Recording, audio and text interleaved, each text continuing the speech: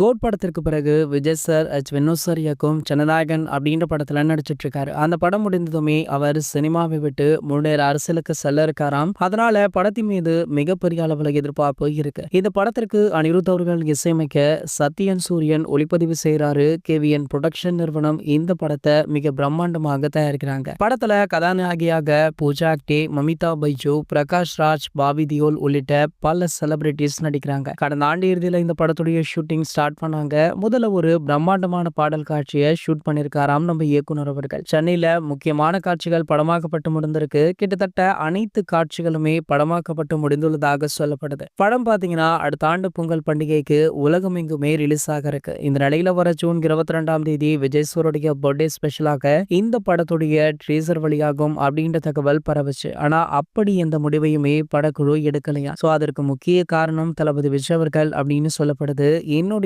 Birthday ஸ்பெஷலாக எந்த ஒரு அப்டேட்டுமே ரிலீஸ் ஆகக்கூடாது அப்படின்றத ரொம்பவே ஸ்ட்ரிக்டாக சொல்லிட்டாரா. ஆகையால பாத்தீங்கன்னா அவருடைய ரசிகர்களே கொஞ்சம் அவர் மேல கடுப்புல தான் இருக்காங்க. அதாவது தளபதியுடைய பர்த்டே ஸ்பெஷலாக வருடம் ஏதாவது ஒரு அப்டேட் ரிலீஸ் ஆகும். அதனை அவருடைய பர்த்டே உடன் சேர்த்து அதனையுமே ரசிகர்கள் உலக அளவுல கொண்டாடுவாங்க. ஆனால் இந்த முறை எதுவுமே இல்ல அப்படின்ற ஏமாற்றத்துல ரசிகர்களுமே இருக்காங்க. இது போன்ற சினிமா செய்திகளை பத்தி நீங்க உடனே தெரிஞ்சுக்க நம்மளுடைய சேனலை மறக்காம சப்ஸ்கிரைப் பண்ணிக்கோங்க.